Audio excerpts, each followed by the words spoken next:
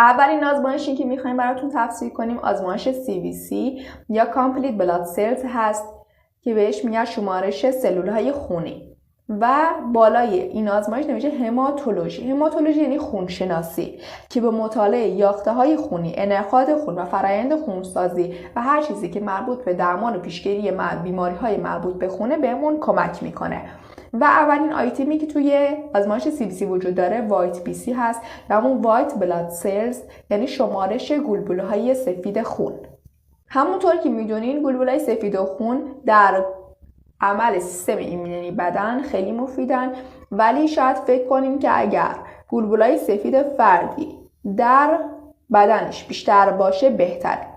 در صورتی که وقتی گلبوله‌های سفید در بدن فرد بیشتر میشه نشون دهنده عفونت فرده. اینکه یک عامل خارجی در بدن فرد وجود داره و بدن برای مقابله با اون باید گلبوله‌های سفید یا اون نگهبانای بدن بیشتری تولید کنه.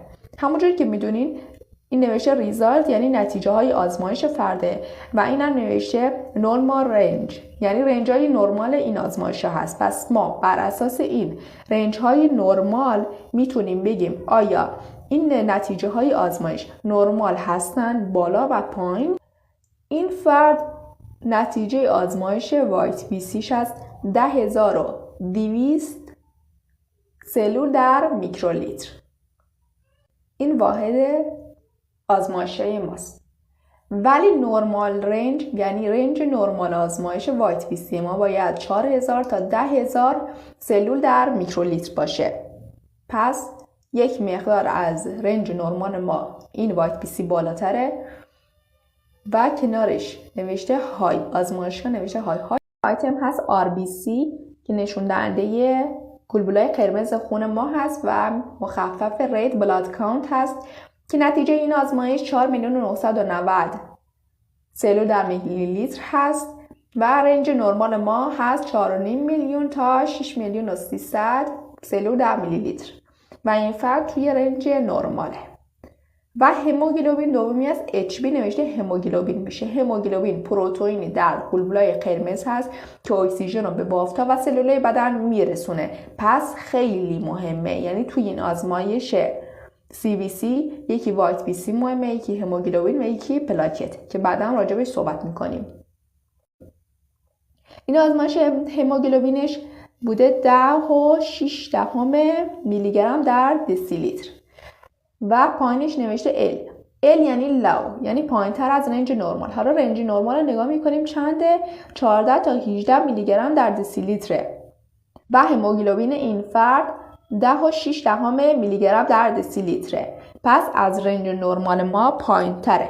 ولی هموگلوبین به یه مرزی اگر برسه نیاز به تزریق پایسل یا همون تزریق خون کامل داره که بیشتر باید پایین تر از 7 باشه یا 8 که فرد نیاز به تزریق خون پیدا کنه. و این هموگلوبین اگر پایین باشه نشون دهنده کم خونی و کاهش گلبوله‌های قرمز خونه. آیتم بعدی که میخوایم راجع بهش صحبت کنیم PLT یا پلاکت هست. پلاکت در بدن ما باعث انعقاد و لخته شدن خون میشه و جایی که خونریزی میکنه بدن ما زخم میشه این پلاکت ها جمع میشن و ایجاد لخته یا انعقاد خون میکنن که پلاکت این فرد 238,000 که رنج نرماله که باید باشه 150,000 تا 450,000.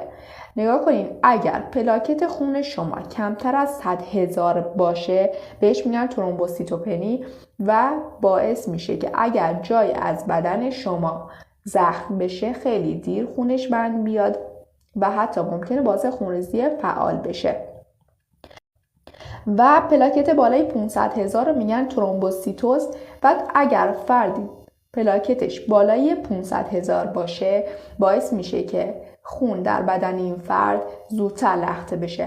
توی رگ‌های خونی لخته خون مشاهده شده و این افراد اگر از داروهای ضد انعقاد استفاده نکنن باعث میشه که زودتر از بقیه دچار سکته‌های قلبی و آمبولی ریه بشن.